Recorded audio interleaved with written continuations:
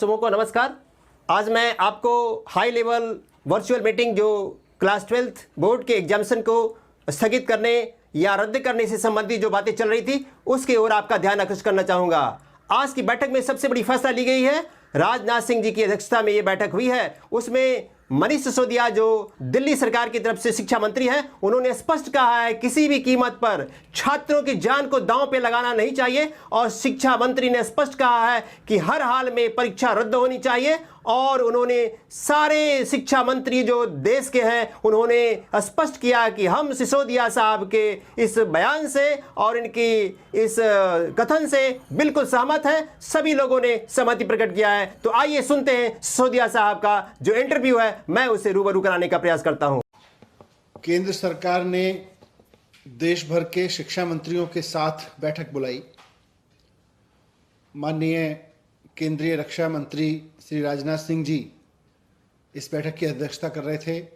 केंद्रीय शिक्षा मंत्री, कुछ और केंद्रीय मंत्री, साथ साथ कई राज्यों के मुख्यमंत्री, उप मुख्यमंत्री और कई राज्यों के शिक्षा मंत्री शिक्षा अधिकारियों के साथ में, बोर्ड के अध्यक्षों के साथ में इस मीटिंग में उपस्थित थे।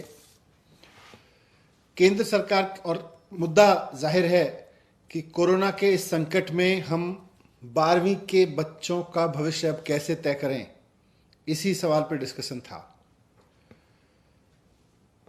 केंद्र सरकार की ओर से 2 प्रस्ताव राज्यों के सामने रखे गए थे। ये तो सब केंद्र के लोग भी और राज्यों के लोग भी मान रहे थे कि बहुत अभूतपूर्व संकट है और इस संकट में बच्चों की परीक्षा लेना कोई आसान काम नहीं है। तो केंद्र सरकार के 2 प्रस्ताव थे। उसमें एक प्रस्ताव था कि हम 12वीं क्लास के जो बच्चे हैं उनकी परीक्षा लें, पहले के तरीके से लें, लेकिन कुछ चुने हुए सब्जेक्ट्स की ही परीक्षा लें। जैसे लगभग 200 सब्जेक्ट्स हैं, उन 200 सब्जेक्ट्स में से केवल 20 मेजर सब्जेक्ट्स की परीक्षा लें और उनके बेस पर ही हर एक बच्चे के बाकी सब्जेक्ट्स के मार्क्स दें। ये एक प्रस्ताव था पहले। तो इस तरह से 19-20 सब्जेक्ट्स की परीक्षा लेके और 19-20 सब्जेक्ट्स में आए हुए नंबर्स के आधार पर, मार्क्स के आधार पर बाकी सब सब्जेक्ट्स को इवेलुएट उसी के आधार पे करें, ऐसा एक प्रस्ताव है। इसमें एग्जामिनेशन सेंटर्स वगैरह वगैरह सब वैसे ही चलेगा जैसे पहले चलता था।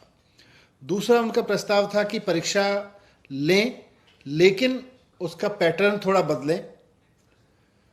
स्कूल में ही परीक्षा हो, ऑब्जेक्टिव टाइप के क्वेश्चंस की परीक्षा हो, 3 घंटे की जगह 1.5 घंटे की परीक्षा हो और उसकी बच्चों की जो कॉपी चेक करने का काम है वो भी स्कूल में ही हो। तो ये उनका दूसरा प्रस्ताव था। और उसमें यह भी है कि बच्चों के सारे सब्जेक्ट्स की परीक्षा ना हो, लेकिन बच्चे तय कर लें कि उनको कौन से 4 सब्जेक्ट की परीक्षा देनी है या 3 सब्जेक्ट की परीक्षा देनी है। ये उनका ऑप्शन बी था। देश के अलग अलग राज्यों के शिक्षा मंत्रियों ने अपनी अपनी राय रखी। दिल्ली की तरफ से मैंने भी इस पर अपनी राय रखी और इससे पहले मैंने कल दिल्ली के बहुत सारे प्रिंसिपल्स, प्राइवेट स्कूलों के प्रिंसिपल्स और टीचर्स, फिर गवर्नमेंट स्कूल्स के प्रिंसिपल्स और टीचर्स और फिर स्टूडेंट्स के साथ, पेरेंट्स के साथ संवाद किया था। और उसके बेस पर, उस पूरे मंथन के बेस पर मैंने दिल्ली की तरफ से 12वीं के बच्चों के भविष्य के बारे में सरकारों को क्या कदम उठाने चाहिए, ये मैंने राय रखी अपनी, उसको मैं आपके साथ शेयर कर रहा हूँ।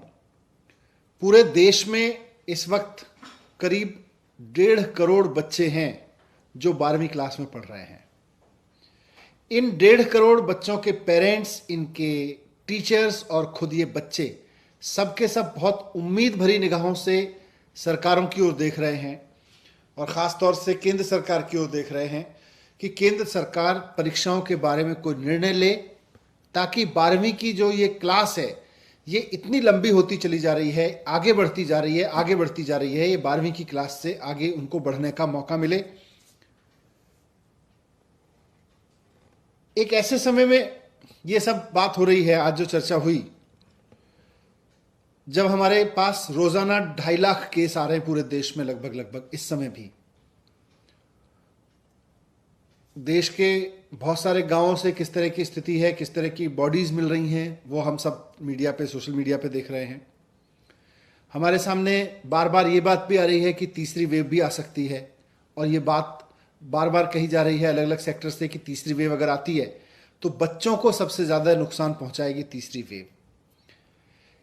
ऐसे में दिल्ली सरकार का मानना है, मुख्यमंत्री अरविंद केजरीवाल जी ने भी मुझको कहा कि ये प्रस्ताव केंद्र सरकार के सामने रखा जाए कि बच्चों की सेहत से, बच्चों की सुरक्षा से खिलवाड़ करके हमें परीक्षा पूरा करने का शौक नहीं पूरा करना चाहिए। शिक्षण संस्थाएं, शिक्षा व्यवस्था अपनी एक अलग कंपल्सन रखती है। शिक्षा व्यवस्था कहती है कि परीक्षा होनी चाहिए, बोर्ड कहता है, बोर्ड की परंपराएं कहती हैं कि परीक्षाएं होनी चाहिए। शिक्षा की जो हमारे अभी तक की प्रैक्टिस रही है और शिक्षा की जो अभी तक हमारी समझ रही है वो कहती है कि पहले पढ़ाओ, फिर बच्चे की परीक्षा लो, उसके बाद में बच्चे को पास या फेल करो। लेकिन ये सब आइडियल वर्ल्ड की दुनिया है। प्रैक्टिकल वर्ल्ड में आज आपके बीच में रोजाना 2.5 लाख लोग कोरोना से संक्रमित हो रहे हैं, और तीसरी वेव के बारे में कहा जा रहा है कि ये बच्चों से आ सकती है, बच्चों में ज्यादा आ सकती है। तो इसलिए दिल्ली सरकार किसी भी तरह की परीक्षा कराए जाने के पक्ष में नहीं है। दिल्ली सरकार ने केंद्र सरकार को भी आज कहा, हम उनको चिट्ठी भी लिख के कहेंगे कि ये दोनों ऑप्शन परीक्षा कराने के ऑप्शन हैं, लेकिन हमारी राय में ये वक्त परीक्षा कराने का नहीं है। ये वक्त है कि हम बच्चों को जिस तरह से हमने 10वीं में किया है, 2, 3 साल या 1 साल की अलग अलग परीक्षाएं जो अभी तक ली गई हैं, हिस्टोरिकल रेफरेंसेस के आधार पर बच्चे का मूल्यांकन करें और उसको 12वीं की परीक्षा में हम उत्तीर्ण करें, उसको पास करके आगे भेजें। अगर कोई बच्चा कहता है कि मुझे हिस्टोरिकल रेफरेंस के आधार पर पास नहीं होता है, तो जैसा हमने 10वीं में उसको ऑप्शन दिया है कि समय आने पर फिर हम उसकी परीक्षा कराएंगे और उसके मार्क्स को अपग्रेड कर देंगे। अगर कोई बच्चा कहता है कि मेरे नंबर कम आए हैं हिस्टोरिकल रेफरेंस से के आधार पर, मेरे नंबर्स तो ज़्यादा आते हैं अगर मैं परीक्षा देता और मुझे परीक्षा देने का अवसर दिया जाए, तो सही समय आने पर उसको परीक्षा का अवसर देके उसके मार्क्स अपग्रेड किए जा सकते हैं। लेकिन 12वीं क्लास का ये कंटिन्यूअस चलना उसके लिए भी खत्म हो, ऐसा हमने प्रस्ताव दिया है। मैंने ये भी रिक्वेस्ट किया है कि आज